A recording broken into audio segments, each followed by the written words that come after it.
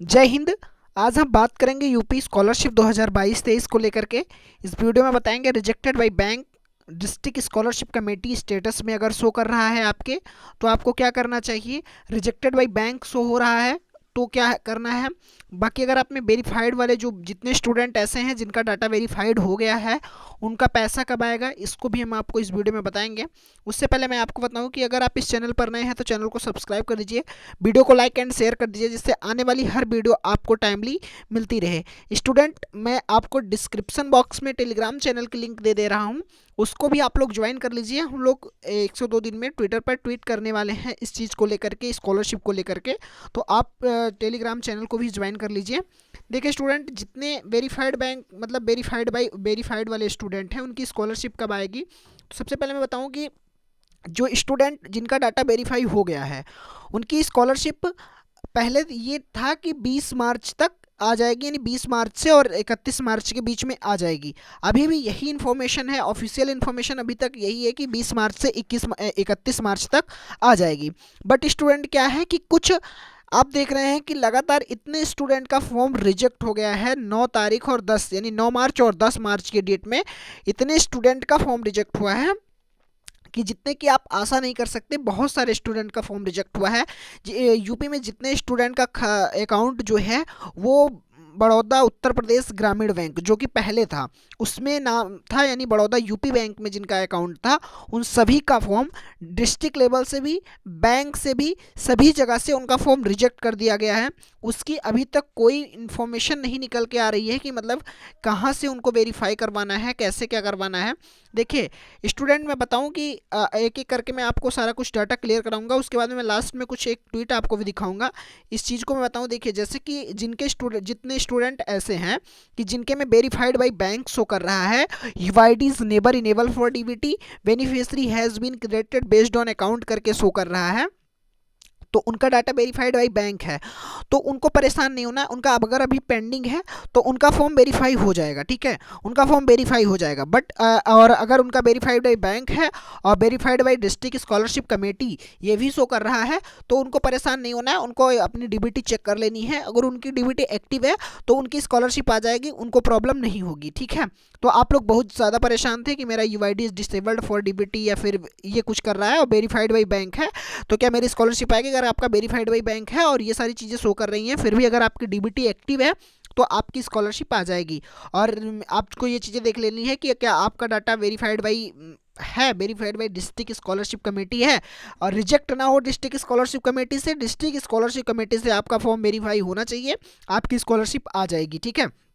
अब मैं बात करूं, देखिए एक ट्वीट निकल के आया था कल की डेट में, मैंने जिस ट्वीट को आपको बताया था उसी ट्वीट को मैं फिर से एक बार आपको दिखा देता हूं जो नए स्टूडेंट हैं उनके लिए, क्योंकि बार बार कुछ पुरानी वीडियोस पर कमेंट आ रहे हैं कि क्या स्कॉलरशिप का भी, तो एक मैट निकल के आया है, ये ट्वीट किए हैं सर, इसका देखते हैं क्या फ़ायदा निकलता है।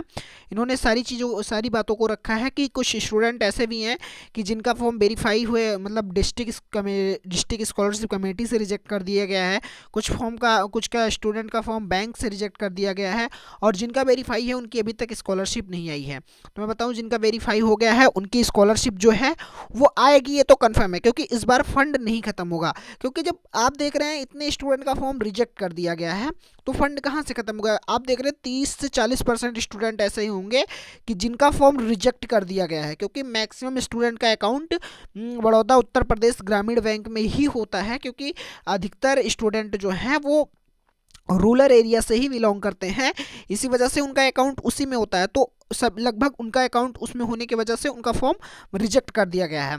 अब मैं बताऊं इसका आपके पास ऑप्शन क्या है सही करवाने का।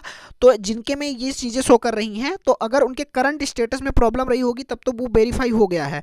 बट अगर उनके बैंक में भी प्रॉब्लम थी और करंट स्टेटस में भी प्रॉब्लम थी तो करंट स्टेटस वाला सही हो गया, बट रीजन बैंक का है कि bank name IFSC code are not related to each other, ये वाली प्रॉब्लम की वजह से आपके फॉर्म रिजेक्ट हुए हैं।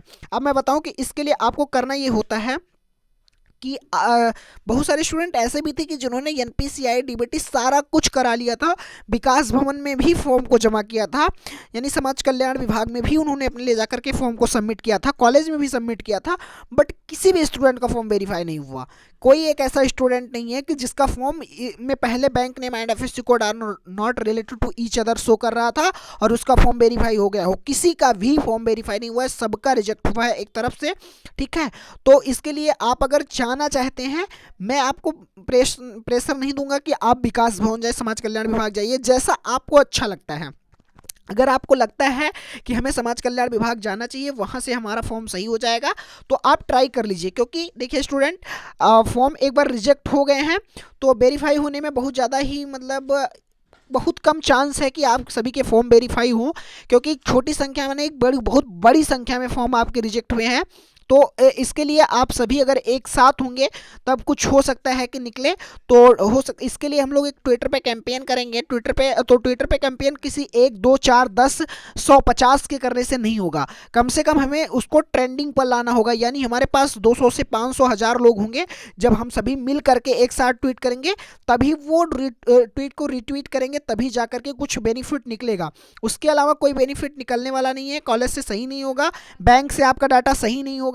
आपको समाज कल्याण विभाग जाना है, वहां पे जाने के बाद आपको ये चीजें सुनने को मिल सकती हैं कि हमारे पास केवल और केवल रिजेक्ट करने का ऑप्शन है, हम वेरीफाई नहीं कर सकते क्योंकि आपके फॉर्म में पहले से ही ये रीजन शो कर रहा है, ठीक है।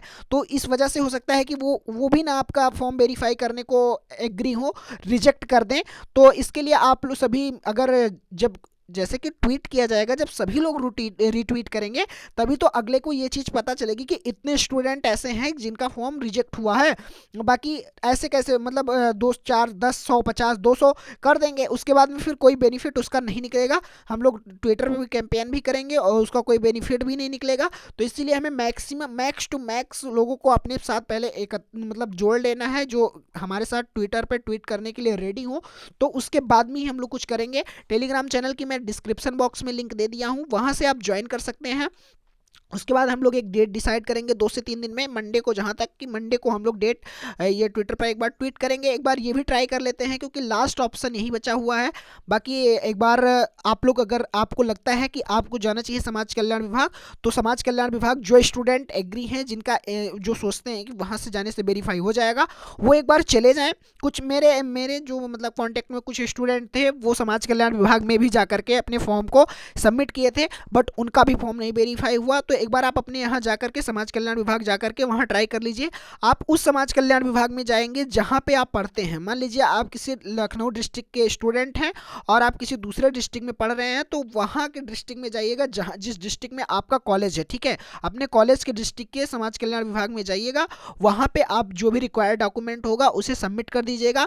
आपके फॉर्म हो सकता है कि वेरीफाई हो जाए, बट जब फॉर्म वेरीफाई होंगे तो सभी के फॉर्म वेरीफाई होंगे, क्योंकि आप सभी ने करेक्शन के टाइम पे करेक्शन भी किया था, डीबीटी भी एक्टिव करवाई थी। जैसा जैसा आपको इन्फॉर्मेशन दी गई, जैसे जैसी इन्फॉर्मेशन निकल के आई, आप सभी ने बहुत मेहनत की है अपने स्कॉलरशिप फॉर्म को लेकर के।